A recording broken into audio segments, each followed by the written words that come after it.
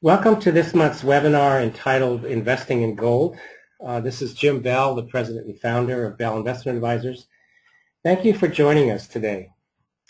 We always like to have relevant topics for our monthly seminars, webinars, and today on this webinar on gold, it came from some of the many questions that you, our clients and followers, have submitted to us. So we definitely encourage your questions. They help guide us in terms of what's relevant to you, our audience. With gold hovering at close to an all-time nominal high, it's not surprising that this would be a topic of great interest. We've had a very positive response for people who registered for the webinar today, so we're happy about that. We designed this to be an objective discussion about gold, the pros and cons of investing in gold, how to think about it in respect to inflation. We're going to be talking about many things, including tax treatment. So as I mentioned earlier, please submit your questions in the question box on your screen. If you're having technical difficulties, audio or visual, please submit those to us as a question or call our office. Our office phone number is 1-800-700-0089. So we're going to take a look at the overview for today's presentation. This is the outline. Why is gold garnering attention? Why invest in gold? The art of valuing gold.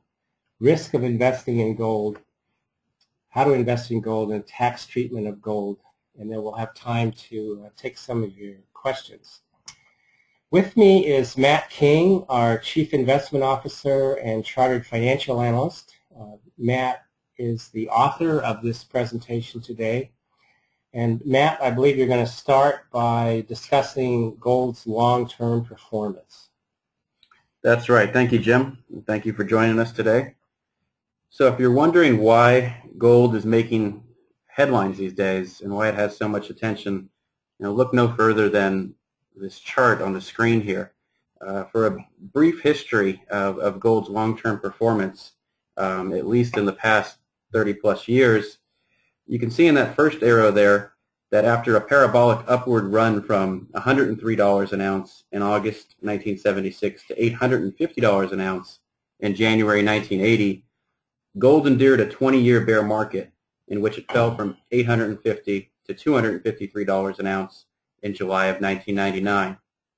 At that bottom, gold was really no longer considered an investment class by the investing public. After all, its price had fallen by 70% over the past 20 years. And that was compounded by the fact that tech stocks were producing huge gains and had every investor's attention at the time. Now, of course, as we all know, investments tend to bottom when no one is paying any attention to them and when investors write them off. And that's exactly what happened with gold. As shown on the chart there, it bottomed at $253 an ounce in July of 1999. And as represented by the third arrow on the screen, began the near 12-year rally that's still in place today. Gold stands at about $1440. I think it closed just shy of that today, meaning that it's produced a return of over 460% since July 1999. Now, it's not just the large returns that gold has produced over the last 12 years that have been making headlines. To truly understand why gold is receiving so much attention, that 460% return needs to be put into context. And as all of you know, as investors, stocks have done very little over the past 12 years. The S&P 500, which is represented in blue on this chart, is up just 23% on a total return basis. So not only has gold, which is depicted in yellow on the chart, completely blown away equity since mid-1999, which of course is enough to catch investors' attention, but most investors have been burned twice by two bear markets during this time frame. So many are looking for alternatives to the stock market to invest in. Now, bonds would be your traditional alternative, but of course, with low interest rates presently, gold is gaining momentum as a viable investment alternative. Gold has performed very well over the past 12 years, and we know that investors are typically drawn to recent performance, specifically things that have performed well over the last few years. But of course, as we like to say in our industry, past performance is no guarantee of future results, and investors will often get themselves and their portfolios into trouble by chasing performance and not realizing that performance is often mean reverting. So you don't want to invest in gold solely because it's done well. Keep in mind that it's in the 12th year of its current bull market, and this bull market may not be over yet, but it's obviously not in its early phases. And keep in mind that gold is cyclical, as we showed earlier on the long-term price chart. It endured a 20-year bear market from 1980 to 1999, so it can languish for very long periods of time. So not counting its very strong performance record over the past 12 years, we want to take a look at some of the reasons for why an investor would choose gold for his or her portfolio.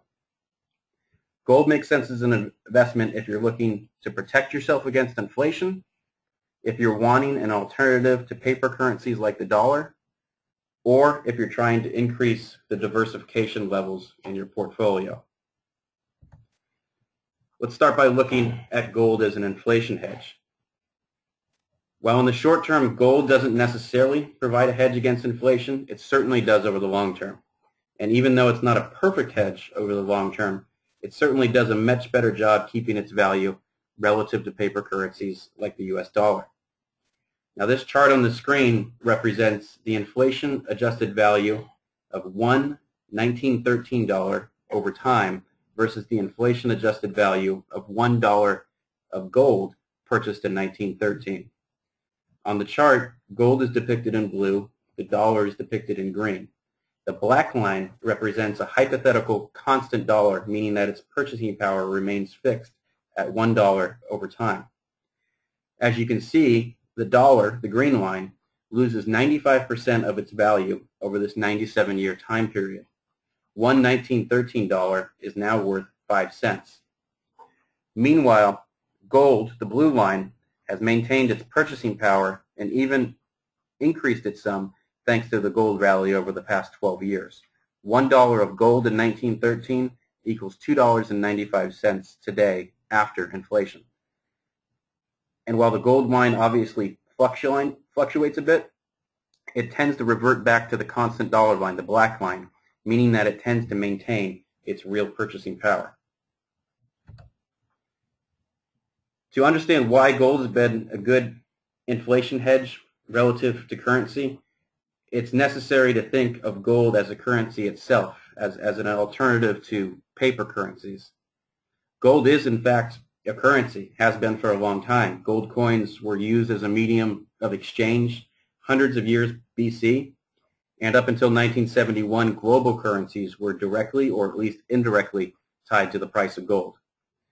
Gold has long been used as currency because it has all the characteristics that make a great currency. It's indestructible, it's easily reshaped, molded, and divided into smaller pieces so you can make change. It's transportable, given that a few ounces of the stuff has always been a meaningful sum of money. But the most important reason why gold makes a great currency and why it's successful as a store of value and as an inflation hedge is that it's rare and hard to find.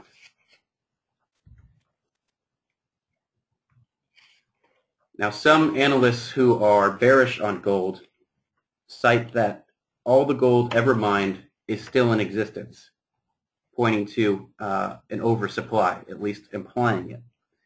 Now, obviously, a portion of this gold is unaccounted for. Maybe it's buried somewhere or lost, but it is definitely true that all the gold ever mined is still in existence. Like I said, it's indestructible. But despite this fact, it's actually still of limited supply. According to the American Museum of Natural History, all the gold that has been mined throughout history could fit in a square box measuring 65.5 feet per side. And they also point out that within the Earth's crust, only 1 out of 1 billion atoms of rock is gold, just showing how rare and hard to find gold is, despite the fact that humans have been looking for it for much of their history.